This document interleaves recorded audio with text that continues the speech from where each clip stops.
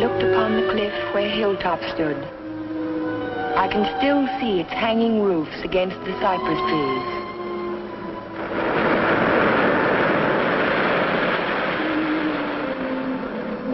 But Hilltop is no more. There is only a scar of jutting rock where once its windows glittered in the California sun. My Aunt Amelia's house still stands next door.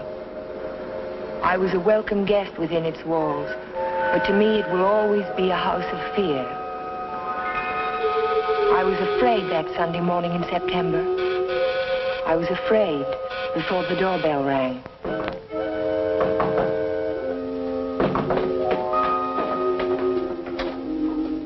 Morning, Ella. Good morning, Ray. Hello, Amelia. Where is he? Where's Cohalan? Jeff? Why, what's wrong? It's a wonder you weren't murdered in your bed.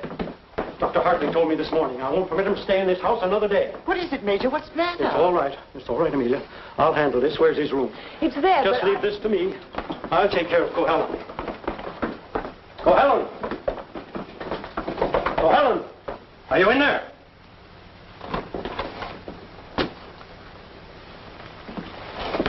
He's gone. He can't be. He said last night... Well, I mean, he must be around somewhere. I'll search the place from top to bottom. Would anyone mind telling me what all this excitement is about? You've been harboring a dangerous man. A man who is... Wouldn't it be fair to Jeff if we waited until we find him and then he can speak for himself? Well, by all means, find him. But where? Well, supposing I look in the garage and see if his car's still there. Just what did Dr. Hartley tell you?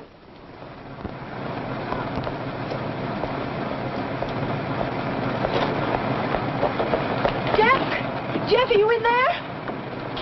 Jeff! Jeff, are you all right? Major Badger, hurry up! What's the trouble? What's the trouble? What's wrong? Jeff, there's the motor. Oh, my. Oh, stay out there, will you? Come in here, oh, no. We must see what happened to that little boy. Gotta get him out in the air. Amelia, phone for an ambulance. Yes, I will. Come on, Ellen. Right grab away. his shoulders. You grab his legs. You get him out in the air. Come on. Jeff, if only I had listened to the doctor.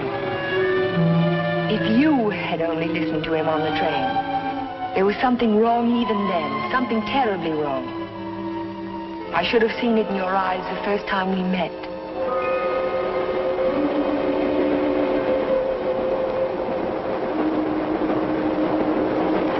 Well, hello, Jeff.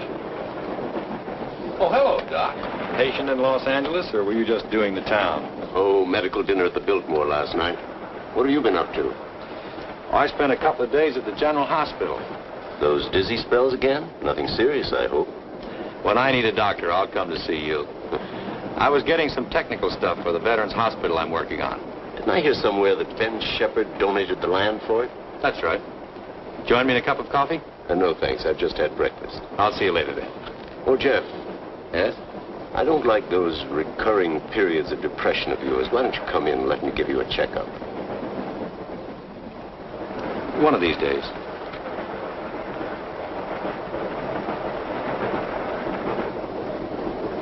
Morning, Elmer. Oh, good morning, sir. How about a little breakfast? You can start me off with some black coffee. Yes, sir.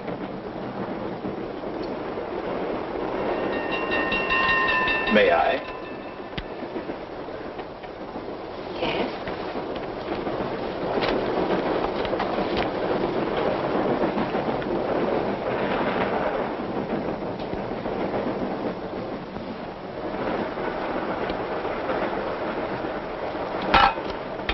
Oh, sorry.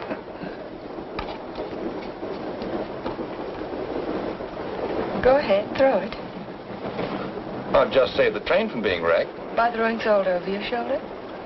Oh, by showing proper respect to the powers of darkness. Powers of darkness. What have we here? Disbeliever? Let's see what the tea leaves say about you. Your coffee, sir. Oh, thank you. There's a trick my grandmother taught me. She learned it from an old witch in Ireland. And so you've been drinking coffee ever since? That's beside the point. I see your name scribbled on the bottom of the cup. It starts with an L, doesn't it? It does not. Ah, but it does. The tea leaves never lie. I see it now. L-N. Your name is Ellen. Isn't it? Yes. You'll not be so quick to scoff now, will you? Now, let's see where you're from. I see a large body of water. Not so large as an ocean, but the next thing to it. Now, what could that be? Lake Superior. It's the largest lake in America. Then you're from Lake Superior? From Minnesota. Now we'll go into your destination. It's Pine Cliff, of course. You wouldn't be on this train. But where in Pine Cliff? I see here an old woman and the letter A. Now, let me see. The old woman is standing in the garden and she's talking to her neighbor. So you're going to the city, she says. And what train will you be coming back on? Saturday's train, he says. Then you'll have a pleasant companion, she says, for my niece Ellen is coming to visit me and she'll be on Saturday's train. You see, the tea leaves never lie. And neither do the tea bags. But how will I know her, I says to Amelia. Sure, now, she says, just look around the parlor car and the prettiest girl there, that'll be Ellen Foster. You're a real Irishman, aren't you? You've obviously kissed the blonde, Estelle. Kissed it, she says. I wear it on my watch fob. And just from what part of Ireland do you come? Flatbush.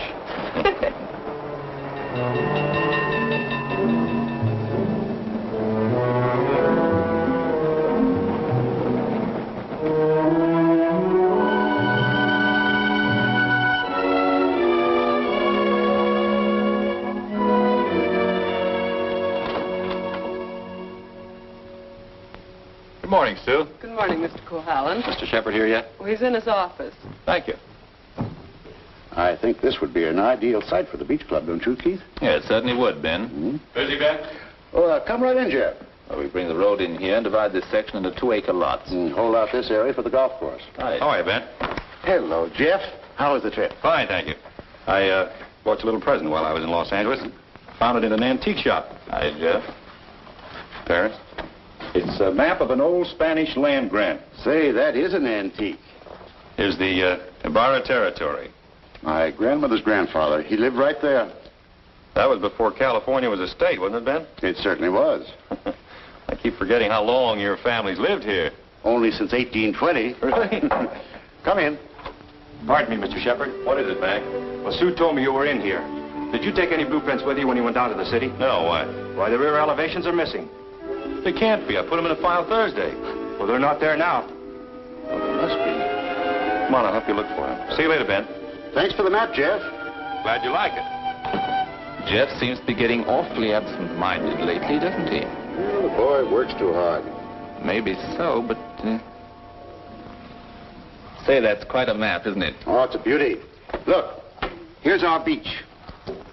That's the old Spanish name for it, Costa del Rey, the Coast of Kings.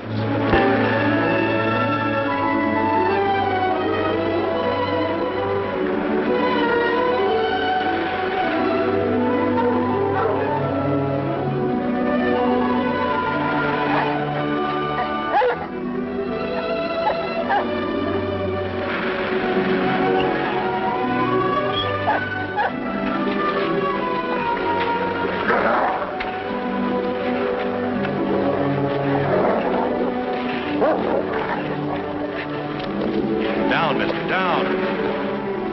Don't be afraid of him. He won't hurt you. Well, I hope he didn't tear your coat.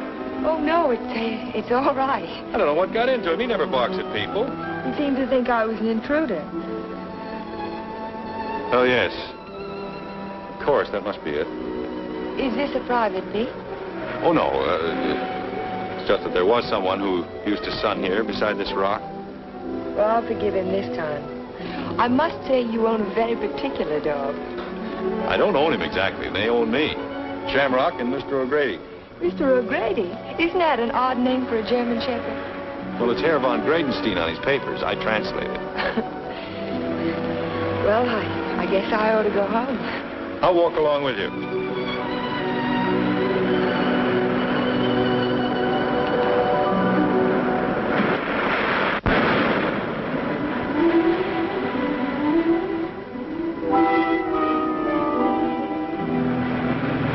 What an amazing house.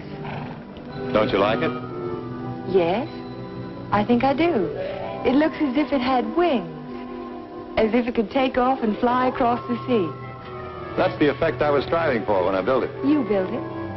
my house. It certainly belongs exactly where it is, doesn't it? Yes, I think a house ought to blend with its environment.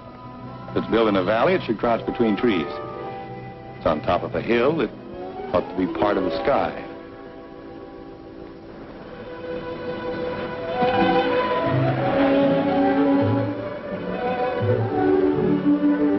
As soon as I put Shamrock up, I'll walk the rest of the way with you. It's nice of you to insist. Isn't it? I'm beginning to like your house more and more. You can't take it all in at the first glance, can you? No, it's like some people that way, I guess. You have to know them a while. Like you, for instance? Yes, I suppose that's true of me, too. We don't have houses like that in Minnesota. Do you mind if I take a closer look at it? I thought you said you were late. Oh, another 10 minutes won't matter.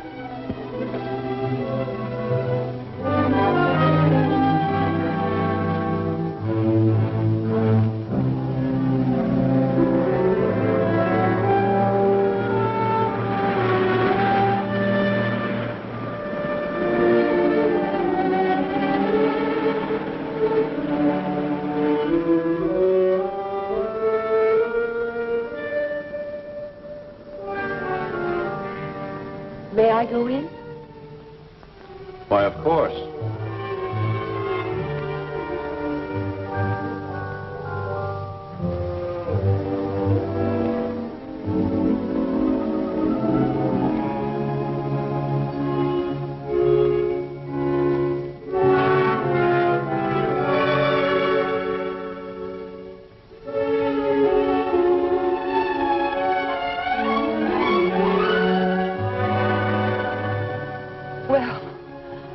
I just don't know what to say.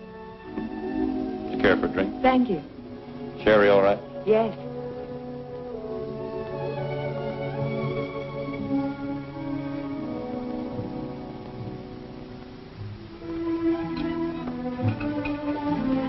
What an unusual picture. It's by Del Lopez, the Mexican modernist. Thank you. What's it called? Doesn't have a name. What does it suggest to you? Well, it's not real, but then it's not real either. It might be a garden in a dream. It might be. Or he dreamed of the girl who belonged in the garden. That's pretty good. And then she became more important than the garden, and perhaps that's why she's out of proportion. Perhaps she did. Perhaps that's why a woman gets out of proportion to a man. I really don't know anything about modern art. There isn't anything to know about it. It's like music. Its form doesn't have to copy nature to please the senses. Or does it? We were talking about art. I was talking about figures. Are you interested in figures? I have a Sedigliano. You have a what? Sedigliano, an Italian sculptor. I bought one of his porcelains with my first fee. You'd like to see it? Yes, I would. Where is it? Over by the window. Come on, I'll show it to you. This is my good luck charm. It's called Hotai, the Chinese goddess of chance. Sedigliano always...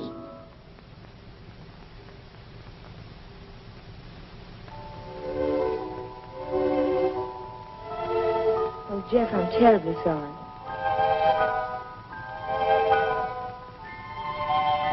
Can it be mended? No, it's beyond mending. Well, Aunt Amelia may be worrying about me. I suppose I should go home. Yes, I suppose you should.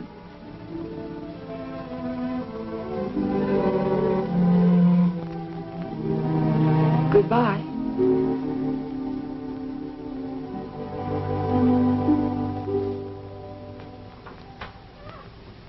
Good afternoon, Luella. Hello, Miss Foster. Is Aunt Amelia at home? I didn't see her go out. Ellen. Oh, hello, Aunt Amelia. Were you afraid I was lost? No, I was sure you could take care of yourself. But it was getting late, and I was afraid you'd forgotten about the dance at the country club tonight. Of course not. I just ran into Mr. Cohalan on the beach, and I stopped by his house for a glass of sherry. You were inside Hilltop? Why, yes. You don't disapprove, do you? After all, I'm a little old to need a chaperone. But no one's ever been inside Hilltop before. No one.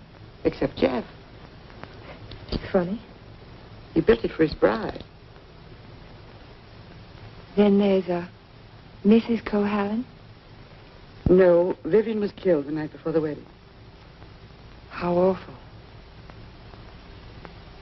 Aunt Amelia. Yes, dear. What was she like? Vivian, she was the most beautiful girl you ever laid your eyes on. She was Ben Shepherd's daughter. Ben Shepherd. Ben owns most of Pine Cliff. That's why it was such a perfect match.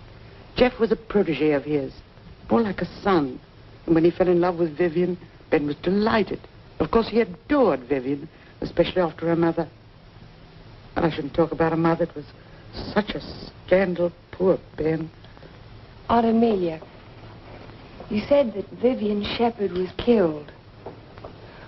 Was it? It was an accident. Jeff told Ben it was bad luck to have a party before the wedding, but Ben insisted. There were so many people there. Jeff and Vivian stole away in her car, and 5 minutes later she was dead in a collision on 12-Mile Drive. You never can tell what private tragedies people have had, can you? I mean, when you first meet them. He seemed so light-hearted on the train. He can be that way sometimes, and the next minute he's strange, like never inviting people into his home and never mentioning Vivian's name. I can tell you one thing, we've been pretty worried about Jeff, but the way he's been acting. Well, how would you expect him to act after a shock like that? Seeing the woman he loved killed right in front of his eyes? It's a wonder he didn't go out of his mind. Don't get so excited, dear. I'm sorry. And don't get too interested in Jeff Cohalan. There are other attractive men in Pine Cliff. Oh, men who aren't... Men who aren't what, Aunt Amelia? Well, after all, he has had a tragedy in his life, and it's only a year ago. Hadn't we better get dressed? Yes.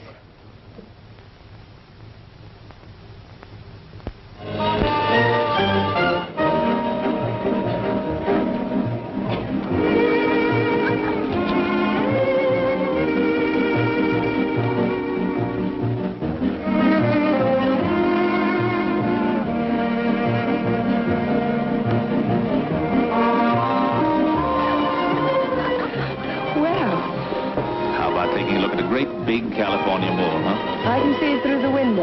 Yes, what I had in mind was a personally escorted tour. Think of my reputation, Mr. Ferris. Well, I am thinking of it. A new girl in town seen walking with me in the moonlight, while the stag line will give you a rush. I never encourage stag lines. There's no future in them. Well, in that case, we'll sneak out quietly, huh? No, thank you. Thank you, but no. Cold climate, Minnesota. Yes, isn't it? Let's go down to the bar and talk it over. All right. I see you know our local hero. We've met. Charming fellow. Yes, he is. I suppose you fall madly in love with him. Everybody else does. Except you, Mr. Ferris. Oh, I think he's just ducky. Did you children enjoy your dance? It was just ducking. Keith, you must sit down and have a drink with us. I thank you. I'd like to. Hello, Amelia. Hello, hello. Welcome home, Dodo. Thank you. Good evening, Major. This is my niece, Ellen Foster. This is Miss Ferris, dear. How do you do? How do you do? And Dr. Hartley. Why, yes, we met on the train. My name is Ferris, too. You, I know. A waltz, Major. Now, you two stay right here and don't you move till we get back.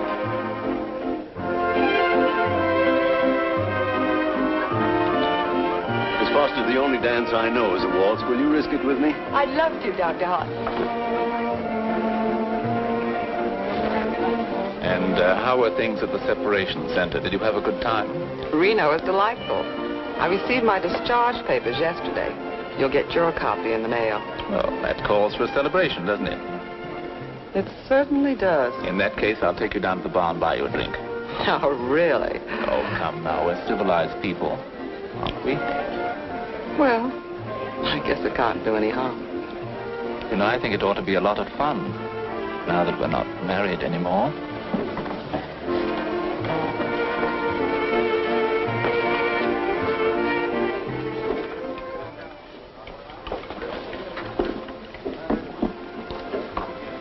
What do you think your chances are? Ben, I built more hospitals in the South Pacific in 1 year than the average architect will see in a lifetime. The only competition I'm worried about is Talbot and Talbot. Huh?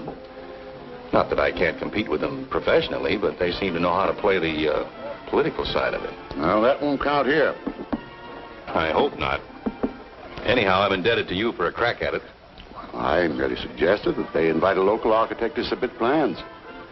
Jeff, you're looking pretty seedy. Sure you haven't been working too hard? Well, it's been a pretty hectic week, Ben, but we finished up tonight. Plans are all wrapped and ready for mailing in the morning.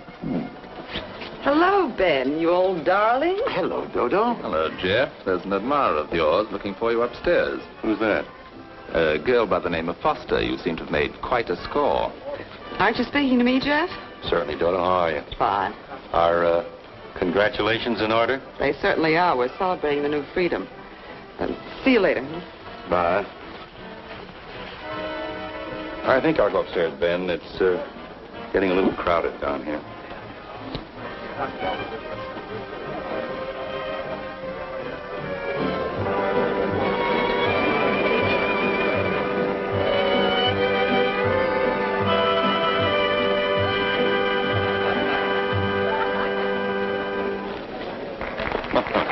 Too long? I'm completely exhausted.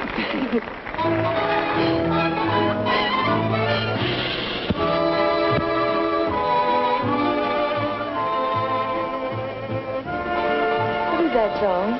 Do you know? It's called Don't Forget Me. Oh, I remember. They played it a lot last year. Yes, they played it last fall. Is something the matter? No, I didn't eat my dinner. I guess you shouldn't drink on an empty stomach. Excuse me.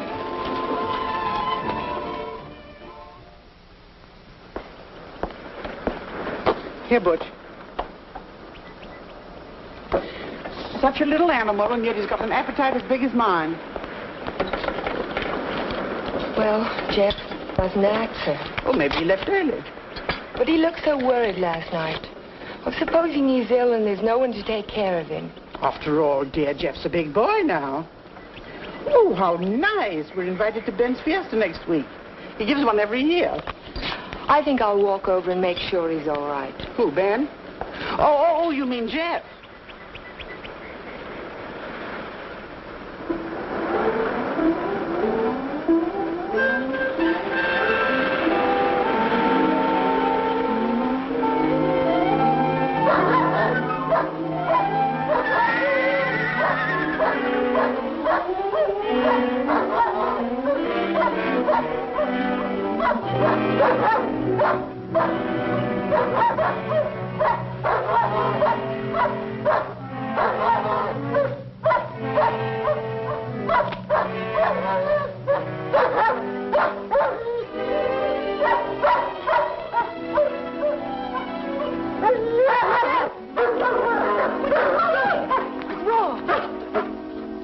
Look at his right front leg.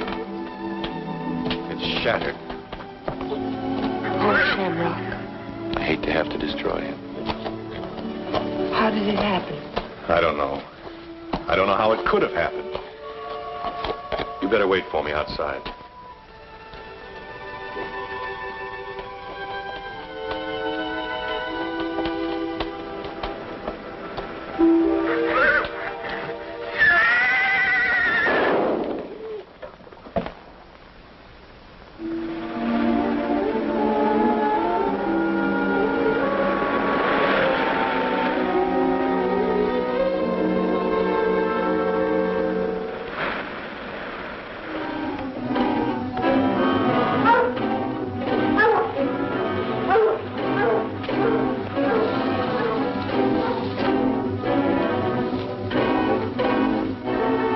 Did you see which way he went? Who? The man. What man? He was hiding in the bushes. Didn't you see him? No. I only saw some branches move, that's all.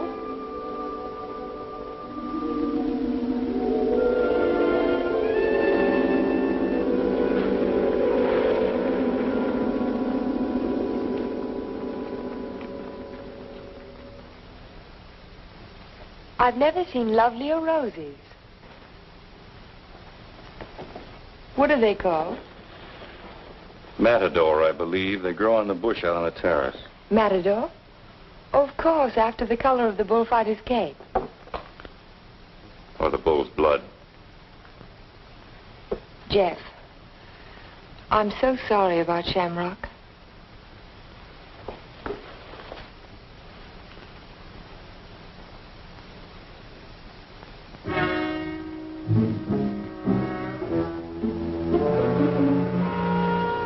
Helen, you better go now. You're not safe with me. Do you understand? Suppose I don't want to be safe. Please go now. I'll call you later. All right, Jeff.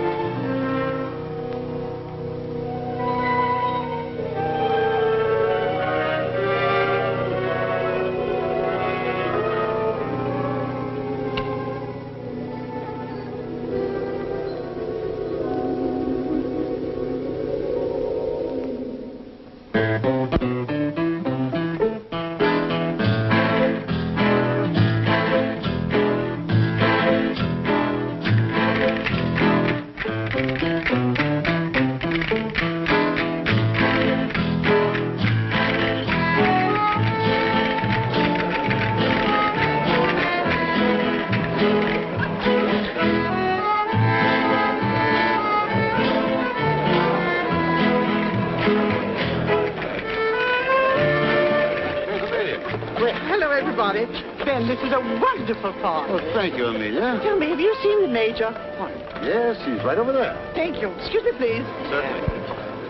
Will you excuse me, please? All right, Ben. Major, I wonder if you could tear yourself away from these charming people and come and speak with Mrs. Atkinson. She's dying to talk to you. You know, for a woman 90 years of age. Go ahead. Tell me, what does a certified public accountant do? Especially a pretty certified public accountant. I compile actuarial tables for an accident insurance company. What are the odds against a man fracturing his arm? That sort of thing. Oh, what are the odds? 90 to 1 that you won't break your arm this year. Well, that's good. But if you do, it's 2 to 1 that it'll be the right arm. Or have you noticed that in your practice? No. What I've noticed is that my patients have all their fractures just when I'm ready to sit down to dinner.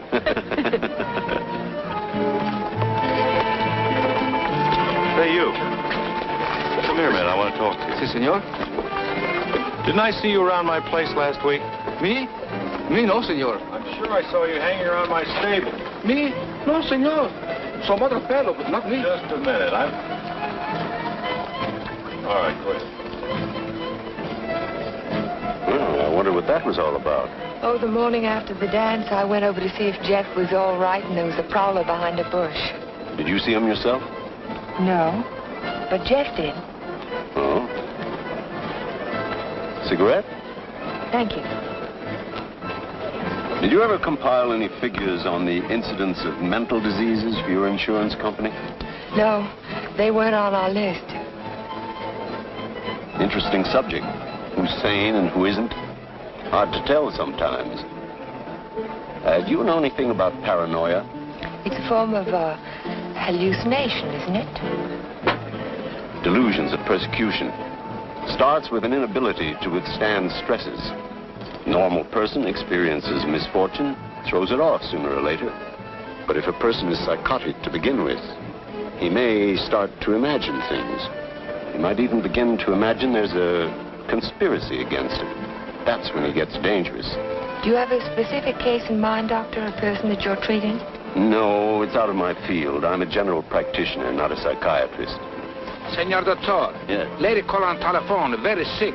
You come right away? Did you get the address? Si, senor. Oh, thank you. Forgive me, please. Of course.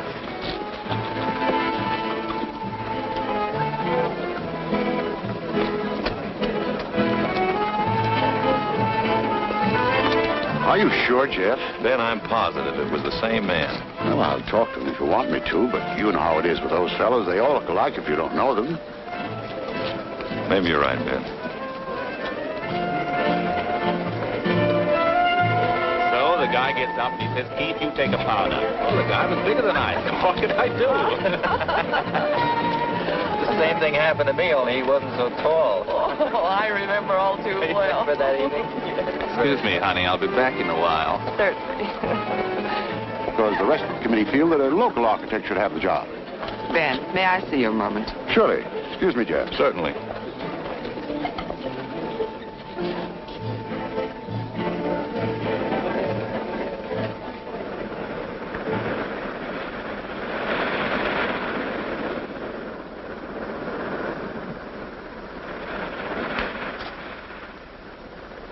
Well, if it isn't Miss Icicle from Minnesota.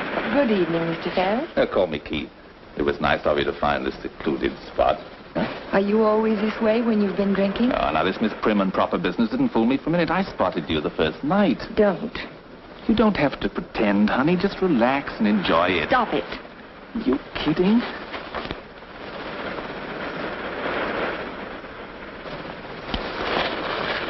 Jeff. Hello, Galahad. Been playing Peeping Tom? Get out. Don't be ridiculous. As I was Would you saying, mind honey, leaving us alone? Jeff, please I'd like to don't. have a few words with him. Privately. If I ever catch you around Ellen again, I'll run you on a pine cliff. Galahad, you frightened me. I'm warning you, I mean it. Keep away from her. I know too much about you. So what? You'll never open your mouth. That's the beauty of it. It's your story, and you're stuck with it. I don't have to open my mouth. I can close yours. What are you two boys arguing about? What does anybody ever argue about? Politics. Oh, politics. Keith, will you do me a favor? Dr. Hartley had to leave on an emergency call. Will you see that Dodo gets home? She has a little headache. I'd be glad to. Ben, don't you think maybe I'd better? Look, I pay her alimony. I'll take her home.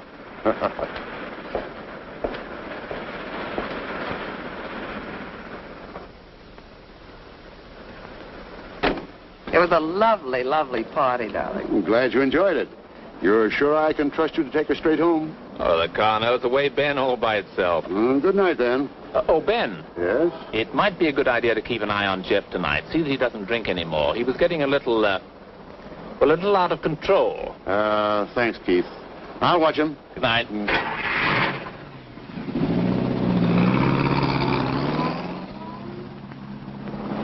Still cutting the lad's throat, I see.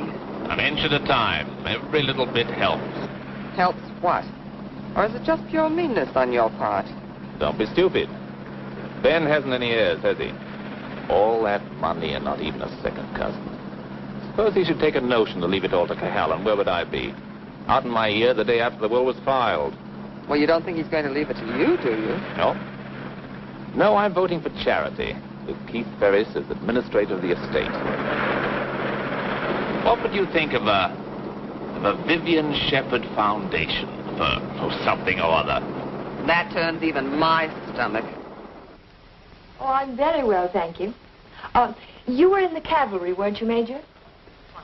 Well, I'd like to ask you a question. Can a horse break its leg in its own stall? What's that? You think it's a chance in a million? No, I was just computing the odds on an accident that happened last week. Well, thank you very much for the information, Major. Good night.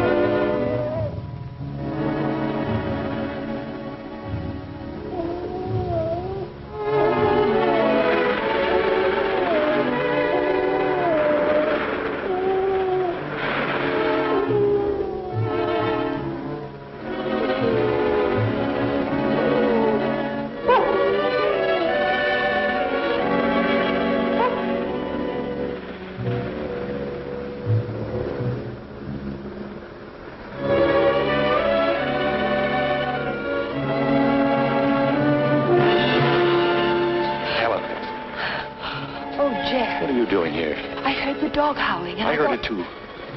Could you tell where it came from? No. It's around here someplace, but I can't locate it.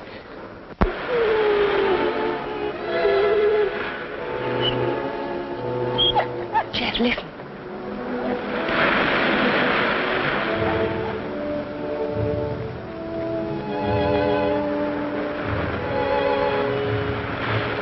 What's the matter, mister?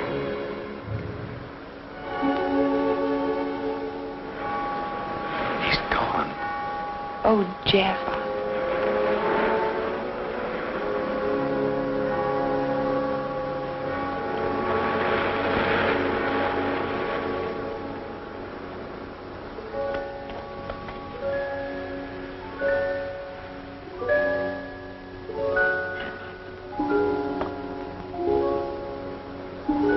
Well, that's about all we can do tonight.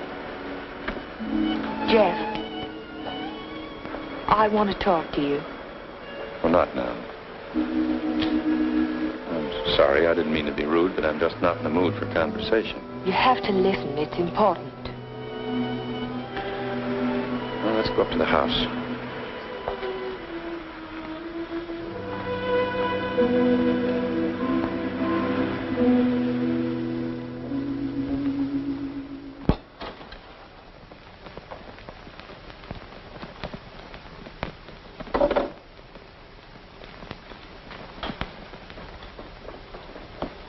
All right, let's have it.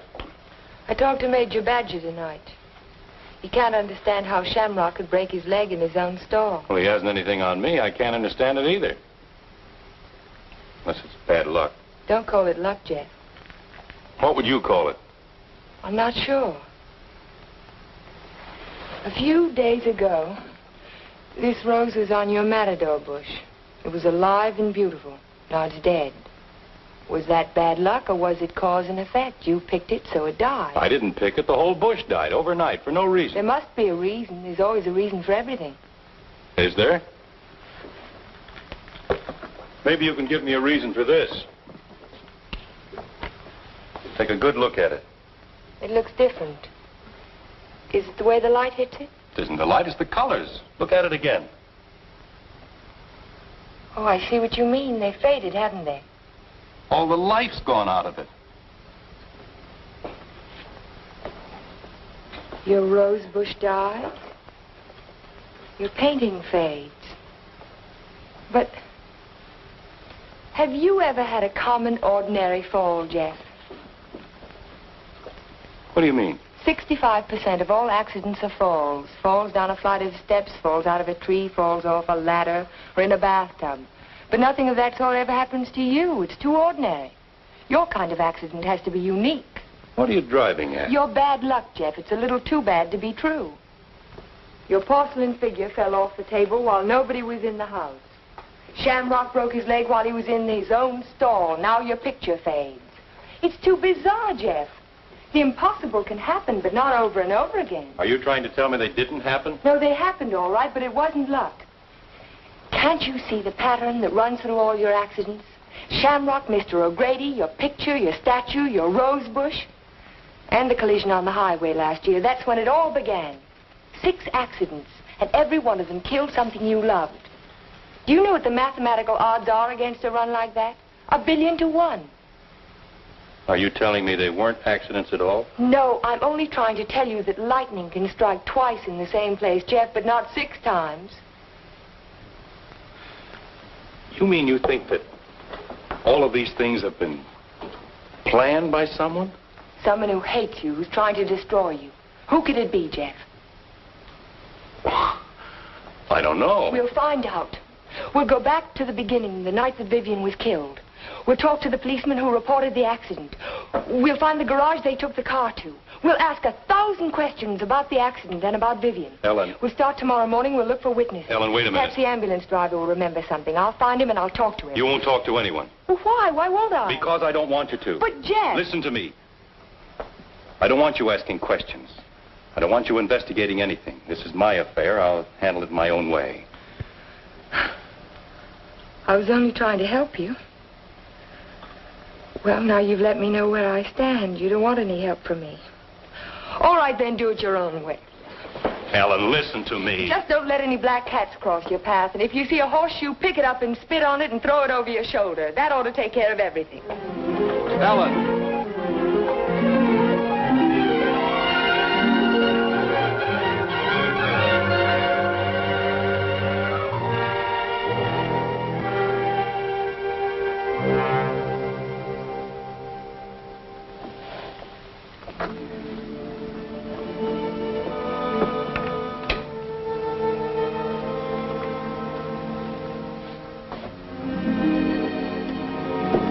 Come in.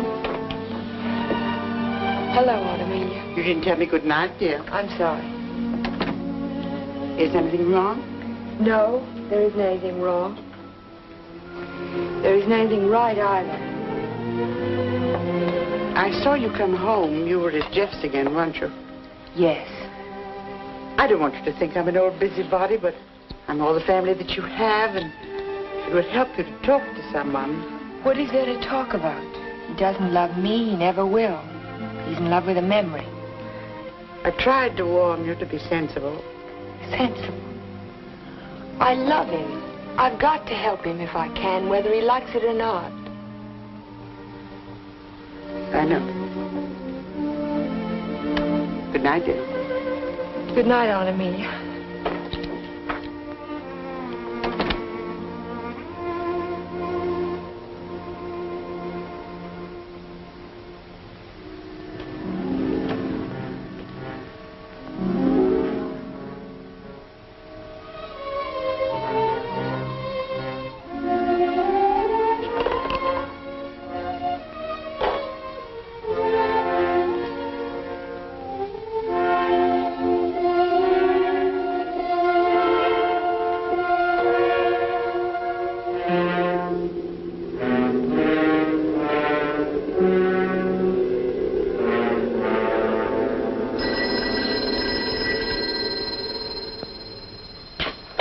Hello? Hello, Jeff. Oh, yes, Ellen.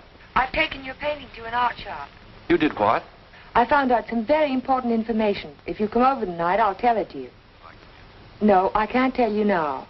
Look, I thought you understood I was going to handle this in my own way. Don't argue, Jeff. Just come on over. Goodbye. Well, what do you think? It's hard to understand why it's faded. The artist didn't use pen colors. He didn't even use tempera. There must be a reason. I would say this was painted with London watercolor. That's the best you can get. Nothing fades them except continuous exposure to strong sunlight for at least a month. That's impossible. I can't imagine what caused it. Well, I tell you what I can do. I can talk to a couple of artists I know. They might have an idea.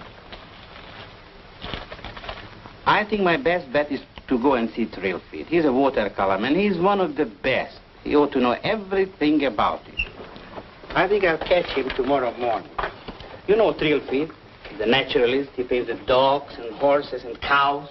My wife, he made a beautiful Thank you painting. very much. I'm sorry to have troubled you. Oh, no trouble at all.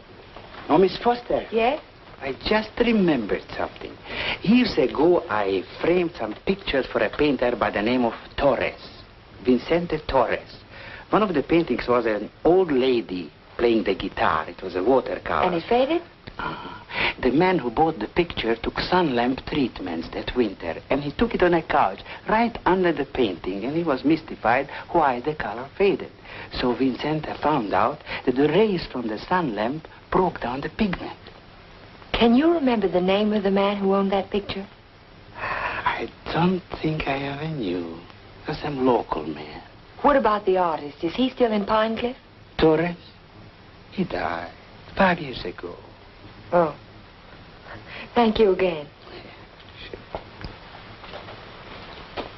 Sure.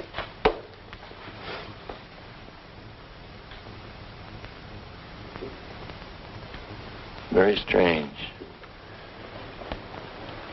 Have you told anybody else about this? Of course not. But someone in Pine Cliff knows that you can fade the colors out of a painting by turning a sun lamp on it. If we can find out who owns that picture, Jeff, the portrait of the old woman with the guitar... What would it prove? If somebody wants to destroy a painting, there must be 100 easier ways of doing it. That's not all. Read this.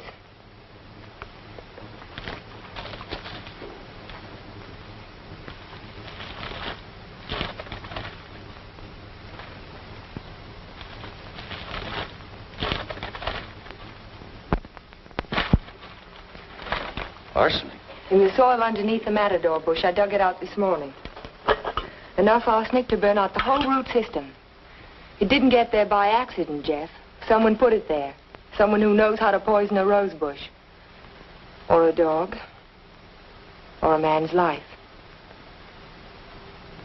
Would you really like to help me? You know I would. And forget it. Forget the whole thing. But there was poison in the root system. The chemist told me. You never saw the chemist. You never heard of a portrait of an old woman with a guitar. Do you understand? No. No, I don't understand. Jeff! Jeff! Your house.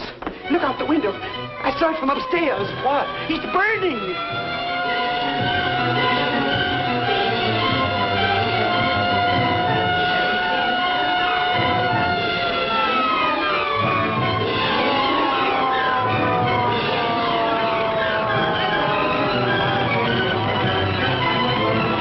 Sorry, we won't be able to save much, Mr. Cohalan. The fire's got too big a stern.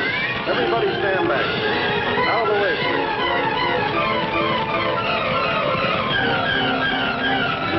Hello, Jeff. A lovely fire, isn't it? You know, you can see it for miles. Jumped right in my car and drove over. Wouldn't have missed it for anything.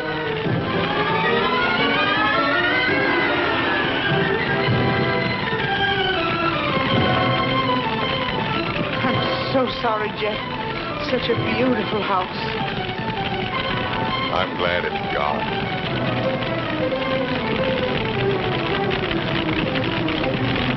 Be sure to tell Jeff that he's welcome to come and stay with us as long as he likes.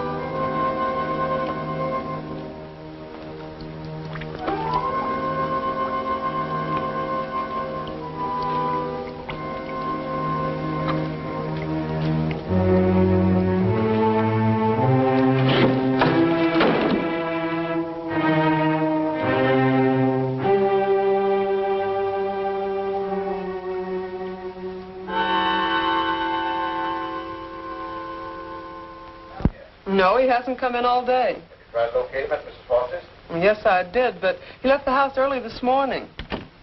Well, wait a second. Here he is now. Good, good. Have him come right in. Mr. Shepard wants to see you. So I hear. He'll be right in. Thank you. He's here now, Stacy. Hello, Ben. I didn't mean to keep you waiting. It's quite all right, Jeff.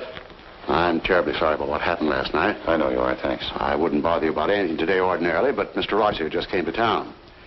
Stacy Rogers, chairman of the hospital committee. Oh, of course. How are you, sir? Glad to know you. This is the Jeff Cohalan I recommended to you. Yes, we examined your plans last night, Mr. Cohalan. Good, clean, modern lines. Thank you. I'm sorry we couldn't give you the job. You couldn't what? I was just about to tell you, Ben. We decided on Talbot and Talbot. You did? Well, this is a surprise, Stacy. Which was it, Mr. Rogers? Politics or stupidity? I beg your pardon. If they'd given it to Magruder or Chesney and Pike, I wouldn't have said a word because I know the boys would have gotten a good, modern hospital. But Talbot and Talbot haven't had a new idea since Burnham did the Flatiron Building. Oh, now, take it easy, Jeff. Oh, they're not architects. They're political finaglers. Maybe you can tell me just one detail in their plan that was an improvement over mine. Name just one. Young man, your attitude doesn't deserve a reply. But since you're a friend of Mr. Shepard's, I will say to you that no member of the board, myself included, could understand how a reputable architect would submit his design for an important building with no interior detail whatsoever. No detail. There were 17 blueprints of the interior, right down to the placement of the operating tables and surgery. You may have drawn them, young man, but you didn't send them to us. There were no interior details? None at all. Could they have been misplaced somewhere in your office? Not possibly. The sealed packages were opened in the presence of the entire board. Maybe you misplaced them, Jeff. You know how absent-minded you've been. Suppose you can find the duplicates. Would the board be willing to reconsider? That's impossible. The contract has already been awarded.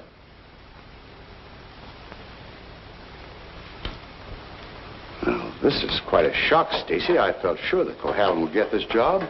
Oh, I'm sorry, Ben, but you understand my position. Jeff, you weren't going home without me, were you? Without you? You told me to drop in at 5:30 and you'd drive me home. Do you remember? I'm not going home now. Oh, is anything wrong? Everything's wrong. Come on, let's get out of here.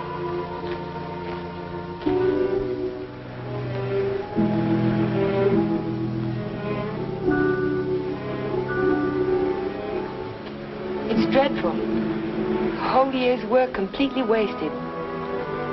Typical Cohalan luck. Don't keep calling it luck.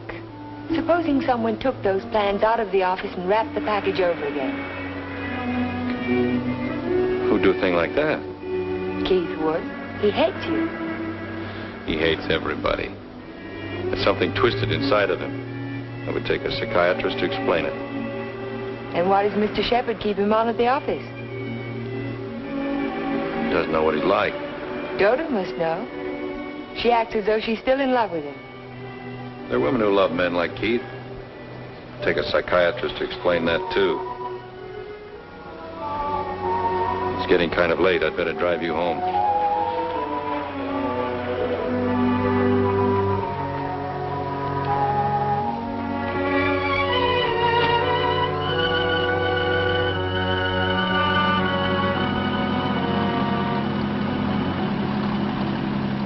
Isn't this near where...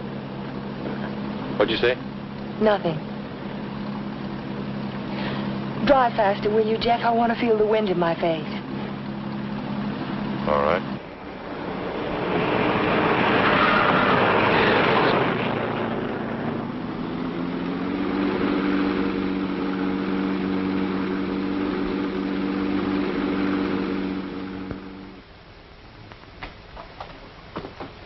Here you are, Miss Foster. 296 Hall Street, Fall River, Massachusetts. Thank you very much, Sergeant. Just one thing more. The accident happened on 12 Mile Drive, didn't it? That's right. Just 3 miles from Pine Cliff. Thank you very much. Traffic Department. Miss Foster. Who? Just a minute, please. Oh, Miss Foster. It's for you. For me? Hello? Miss Foster? This is Dr. Hartley. Oh, hello, Doctor. How on earth did you know I was here? My office is just across the street. I saw you go into the police station as I parked my car. Are you in trouble, Miss Foster? In trouble? Why, no. I mean, not exactly. I think you better drop into my office. Can you come over right away? Well, I have a long-distance phone call to make first. Well, just as soon as you complete your call. Yes. I think I could come by in about 20 minutes. Thank you.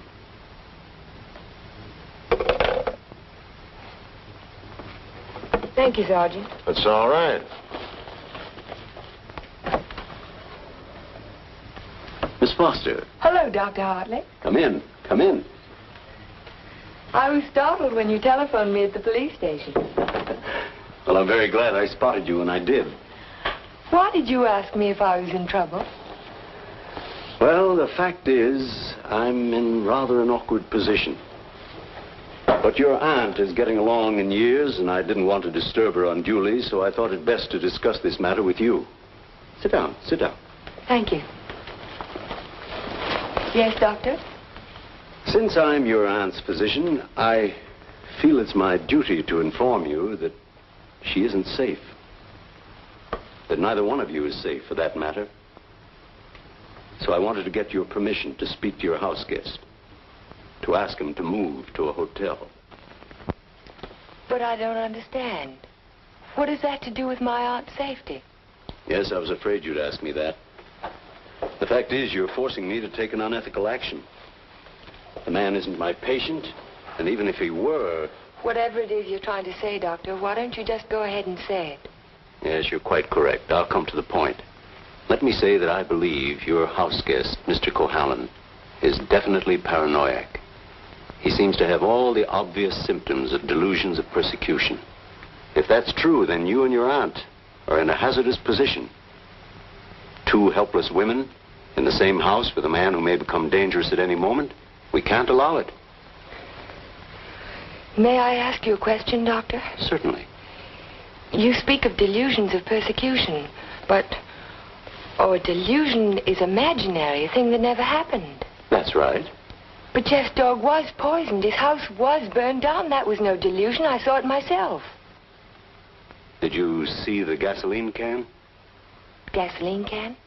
The gasoline can the police found in the ruins of Hilltop. It was an unusual type of container. Only one store in Pine Cliff sells them. And that store sold such a can to Jeff last Monday. How do you know? The chief of police told me so this morning. But I don't see how. And that isn't all.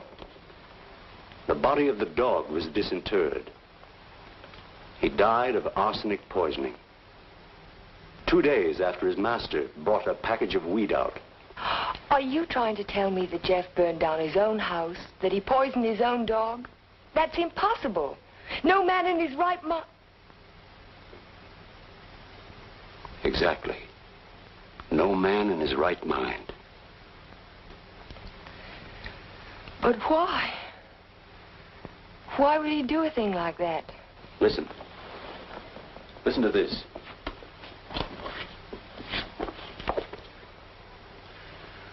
Once the feeling of guilt is firmly established in the subconscious, the patient may do injury to himself as a form of penance or self-imposed retribution. Such actions may be taken without conscious volition and will often disappear entirely from the memory stream, so that the patient is later unaware that his injuries were self-inflicted. That's my theory, that Jeff is suffering from feelings of guilt, and he's unconsciously punishing himself for it. Guilt? You keep talking about guilt. I don't understand you. What is he guilty of? His fiancée was killed in an automobile accident a year ago, and he was at the steering wheel at the time.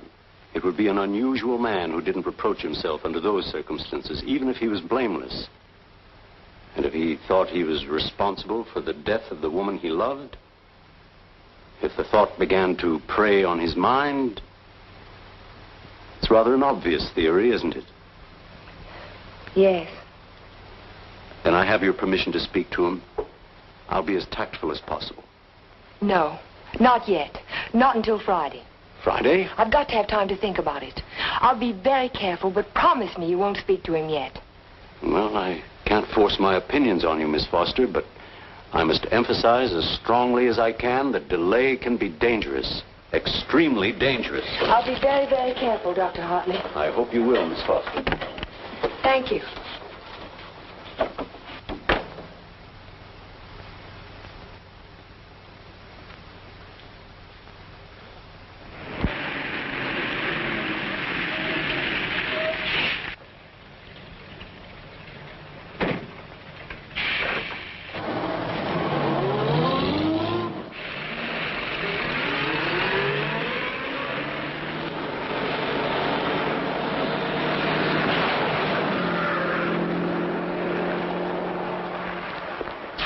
That man must be crazy.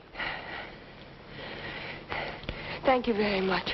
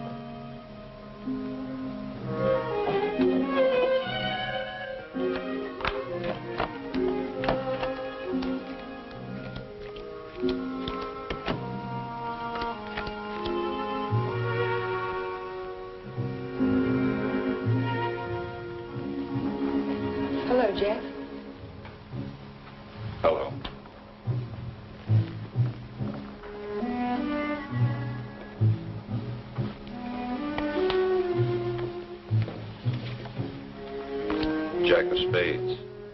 Is that bad luck? Like a black cat? A dead man's card. Oh? And is there a card for a dead woman? The Queen of Spades. I almost drew it this afternoon. Oh, what happened? Oh, I just gotten off the bus and was waiting to cross the street and a car nearly ran me down. It almost seemed to be trying to. Did you see the driver? No. I was too busy trying to get out of the way. What kind of a car was it? A green convertible. Like yours. Except the top was up. You've got to get out of here, Ellen. You've got to get out of Pine Cliff right away. Why, Jack? Because something else is going to happen. I can feel it. It might happen to you. I'm not going to leave, not now. I'm warning you, Ellen. It's no use, I'm not going. You're asking for trouble. Am I? Then I'll really ask for it.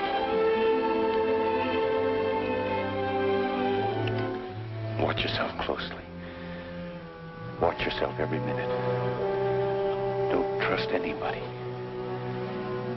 Not even you? Not even me. Well, I think I'll go to bed now. Major Badger said he'd come by in the morning and take us to church. You won't forget what I said. You'll be careful. I'll be careful.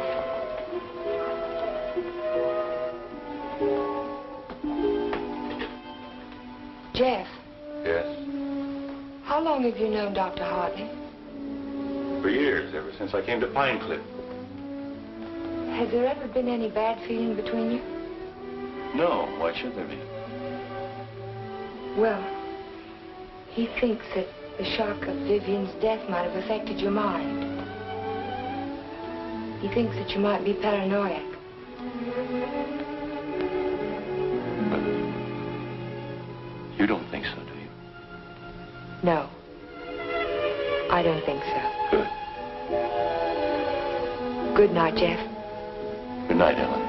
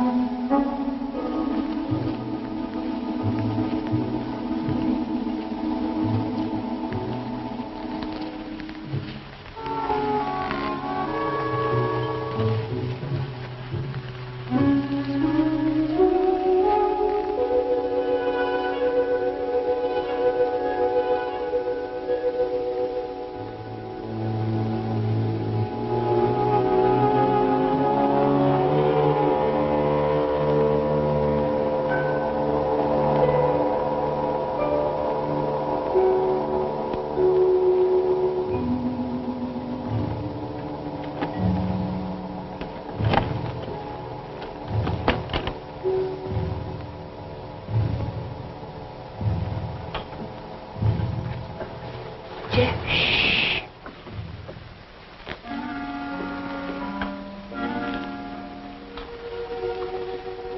I had to see you again. I wanted you to have this.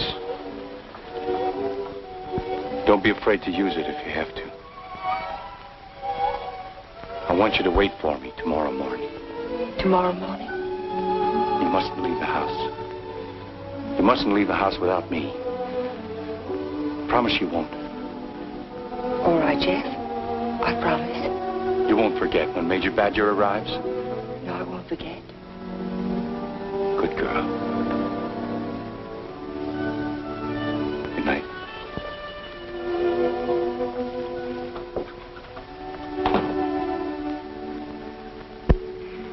We found Jeff early the next morning. I can still smell the fumes of the gasoline as we pulled his body from the car. But somehow it didn't quite ring true. I couldn't believe that Jeff would try to kill himself. No suicide note was found, but the local architect was discovered in the Foster garage with the door closed and his car motor running. He was immediately removed to City Hospital, where latest reports from Dr. Raymond Hartley advised that Cohalan is now definitely out of danger. On the national scene, Congress resumed its discussion of the Morse-Conlon bill today. Labor spokesmen have announced that they will request an amendment guaranteeing... I'd like some more coffee, nurse. With cream and sugar? How did you get by the no visitors sign?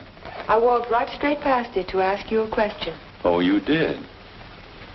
Well, suppose you walked right straight past it again, going the other way. Not till you've answered my question. Would you rather I rang for a nurse? Oh, you weren't that way on Saturday night when you needed me. I made you a promise then and I kept it. Now I think you owe me the answer to one question. Just one. Well, I won't ask you why you came to my room that night. I know the answer to that one. Oh, you do? Certainly. You wanted to make sure that I'd find you on Sunday morning before the motor ran too long. You probably didn't start it until after the major rang the doorbell. You don't miss much, do you? You counted on that, too. You knew that when we couldn't find you in your room, I'd think of looking in the garage and oh, thank you to see if your car was still there. You have all the answers, haven't you? All except one. Why did you fill those buckets with gasoline? Fill the buckets? Oh, you saw that, too? Yes. I wasn't filling buckets. I was draining the gas tank. So if you didn't show up in time, the motor would stop running as soon as the gas in the carburetor was gone. But why? Why did you do it? You had your question. Don't be technical. Why did you pretend to commit suicide? When that car almost ran you down Saturday morning, you don't think that was an accident, do you? I couldn't get you to leave town, so I had to give him a different target. Different target? Me. Man doesn't kill my rose bush and my horse and my dog and then stop there. He must want to kill me. I can't wait any longer, not while strange automobiles are trying to run you down on the highway. I've got to force his hand now. I want him to think that it's safe to take a shot at me. Don't you understand? Not quite. I've tried to commit suicide, haven't I? It was on the radio. It says so right here. So what if somebody takes a shot at me now and leaves the gun in my hand? It's an open and shut case, isn't it? The police wouldn't even investigate. So he's free to kill me now if he can. Doesn't have to hit around the edges anymore. But keep away from me. Don't stand too close to the target. Is that why you wanted me to leave Pine Cliff? That's why I want you to go home now and stay there. Lock the doors from the inside. If you have any visitors, don't let Aunt Amelia out of your sight. Don't trust anyone. Where will you be if I want to find you? I don't know, but I have to get out of here. I can't wait for him to make the next move. I've got to get out and go after him. You say the exhibit was in 1939? The summer of 39. I ought to have that catalog somewhere.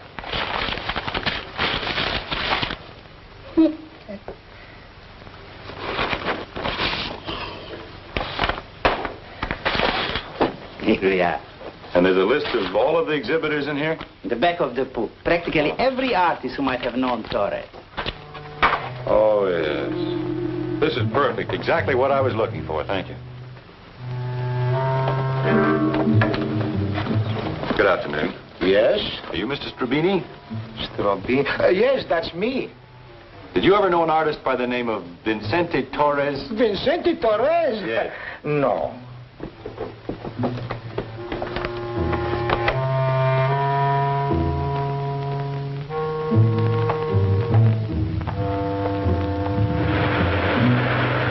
Vicente Torres? Certainly I knew him well. Watercolor man. No sense of depth. Do you recall a painting he did, a portrait of an old woman with a guitar? An old woman with a guitar? Don't believe I ever saw it.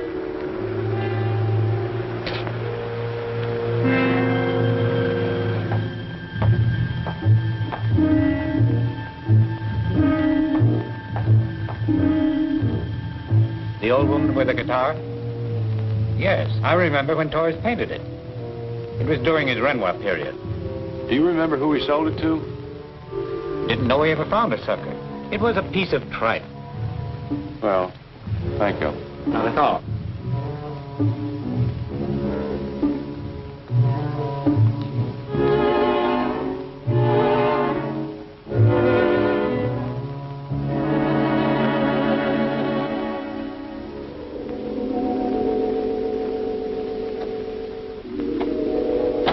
Why, Mr. Cohalan, Hello, Sue.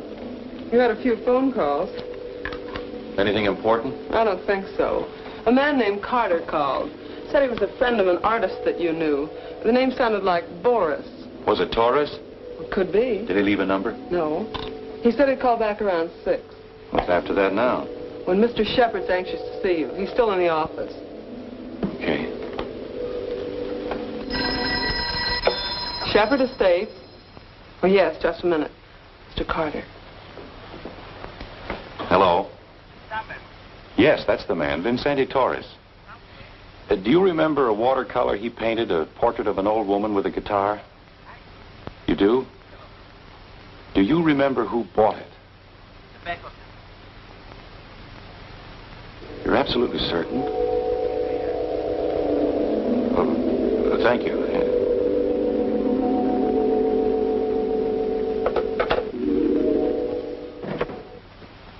Oh, you're just the man I've been looking for. They wouldn't let me in the hospital, and you seem to have disappeared since you got out. Well, I had some important things to do, Ben. Well, anyhow, you're here now. That's the main thing. Of course, I know it was an accident, boy. You couldn't have done it deliberately. Couldn't I? Of course not. But just the same, you've been overworked lately. You're looking all fagged out. It's time you took a rest. Yes, I could use a rest. A nice long rest. It's just what I had in mind. As a matter of fact, I'm tired myself. That's why I'm thinking of taking a trip. See something of the world before I get too old. Sounds like a fine idea, Ben. It'd be a good idea for you too, Jeff. Why don't you come along with me? The two of us could have a pleasant time together. Leave all our worries behind and take things easy for a while. What kind of a trip were you thinking of, Ben? I haven't made up my mind. Where would you like to go? Oh, an ocean voyage might be nice. If the ship had a low rail and a long drop to the water. Or Niagara Falls might be handy, or the top of the Empire State Building. Don't talk like that, Jeff. Don't even think of such things. I wasn't thinking of suicide, Ben. I don't expect to jump. I expect to be pushed. You're crazy, Jeff. You're talking like a paranoiac. Where did you get that word, Ben? Did you read it in a book, complete with all the symptoms? I'm only trying to help you, but if you're going to take this... Sit down, Ben. Sit down and listen. You had all the tools to work with, didn't you? You're ranch hands who think you're a king, who'll do anything you tell them to. I was out your place yesterday, Ben, looking for Pedro. They told me he didn't work for you anymore. He hadn't since the day after my house burned down. You let him go, didn't you? After he'd done his job. I'm beginning to think the doctor's right. I'm beginning to believe you do have delusions of persecution. Paranoia, Ben. You learned the word. Use it. When did you first plant the idea in Hartley's mind? Did you say, I'm a little worried about Jeff, and tap your finger on your forehead? Jeff, I'm not going to talk to you any longer. You're not in your right. Not while you're in your present mood. I wouldn't do that if I were you. You haven't answered my questions, Ben. Are they too difficult? Let's see if you can answer an easy one. Whatever happened to that painting that used to hang in your living room, the portrait of an old woman with a guitar? Wasn't in the living room. It was in my study. Why? When'd you get rid of it, Ben? After it faded? After you found out what a sun lamp can do to a watercolor? Do you want to know who put me on your trail? You did yourself. When you tried to convince me I couldn't trust my memory anymore. I hate to say this, Jeff, but you can't trust your mind anymore. Can't I? I made a written list the night I wrapped the hospital plans to make sure nothing was left out. And 17 blueprints were missing when the package was opened by the state board. No one could have tampered with that package but you. No one else knew it would be on my desk overnight. I didn't know anything. Yes, you did. I told you. At the country club. You wanted to destroy my faith in my work, didn't you? It was the only thing I had left. Oh, Jeff, this is ridiculous. That's what I thought at the beginning. But once I began to suspect you, it all fitted together. I even remembered that your foreman was in the store the day I bought the can of gasoline. That gave you an idea, didn't it? Yes. It gave me an idea. How do you like your own medicine? How do you like waking up every morning wishing you were dead? Then you don't deny it anymore. No. I'm glad you found out. Because you can't do anything about it. Go tell somebody I poisoned your dog. Go say I burned down your house. You know what they'll think, don't you? They'll think you're crazy. I don't care about the others. It's what you think that's important. You've been like a father to me, Ben. In a funny kind of way, you still are. What made you change? What made you start to hate me? Was it Vivian?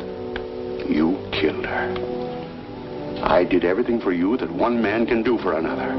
And how did you repay me? You murdered her. Not murder, Ben. Not murder. A drunken man at the wheel of an automobile. What is he if he isn't a murderer? Can't go in there. Can't go in there. No. Ellen, what are you doing? Jeff. Mr. Shepard, this is Mr. Nelson of Fall River, Massachusetts. Last year he was driving through California, and when he reached Pine Cliff, he had an accident on 12 Mile Drive. Is this the man who was driving the car in which the girl was killed? Well, you said not to say anything when you paid my damages. Go ahead, answer. No. No, it wasn't. It was that fella back there.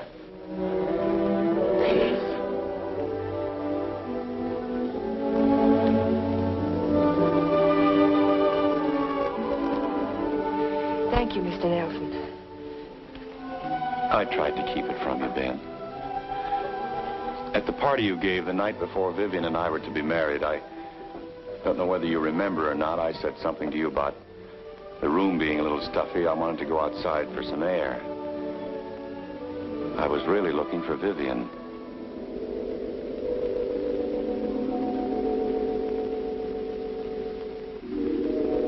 I found her, all right. I heard them talking to each other. It wasn't anything new, Ben. It had been going on for years. All the time I was overseas. He was telling her why he'd never marry her. He couldn't. Dodo wouldn't give him a divorce. So she said, we'll run away without a divorce.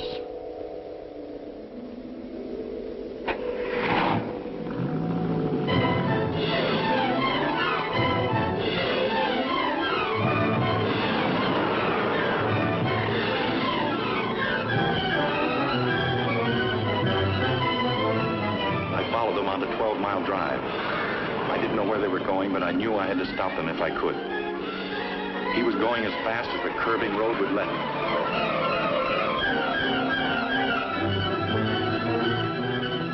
I tried to catch him, but he was driving like a madman. We were coming to the fort where 12 Mile Drive meets the highway. I saw a car approaching on the main road. Ferris didn't see the other car. I knew what was coming, but there was nothing I could do to stop it.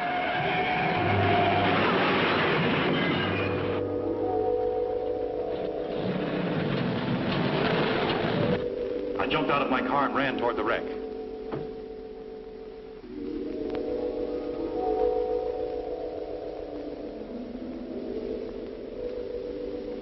He said, do something for her. But there was nothing anyone could do for Vivian. There was only one thing left to do for anybody. I told him to take my car and get away from there.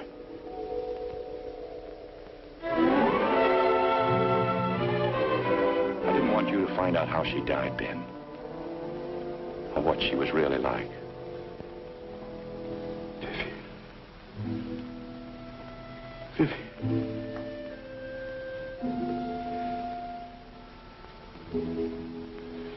I'm sorry you had to know, Ben. Even now.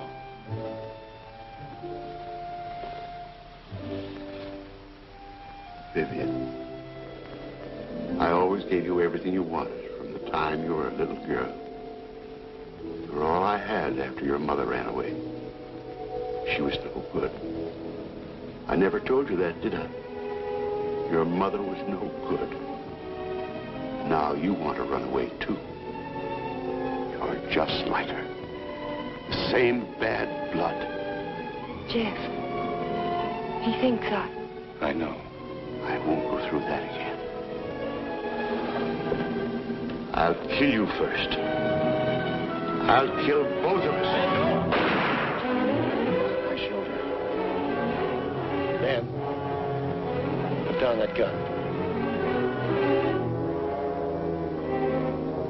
Put it down. She ran away. She ran away from me. Call Dr. Hartley. Well, you finally fixed me with the old man, didn't you? But you'll never get any of his money now. He's as nutty as a squirrel. Now get out of here. Get out of Pine Cliff. If I ever see you again, I'll kill you. Dr. Hartley, this is Ellen Foster. Will you come over to Mr. Shepard's office right away? Yes, it's urgent. Thank you. It's all right, Ben. Everything's going to be all right.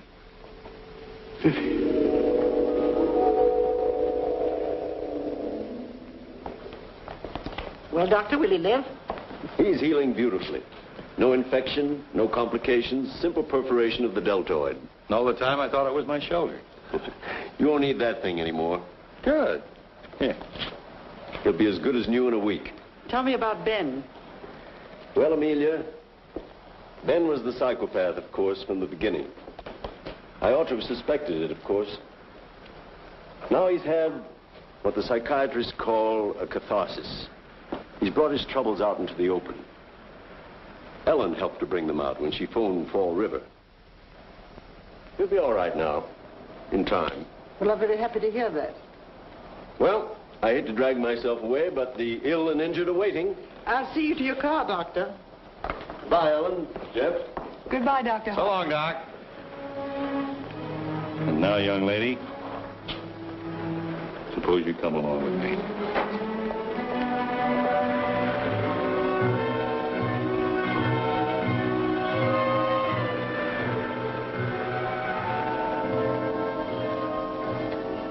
Ellen. Yes, Jeff? There's something I've been wanting to ask you. Yes, Jeff? How in the world did you ever find that fellow from Fall River? Oh,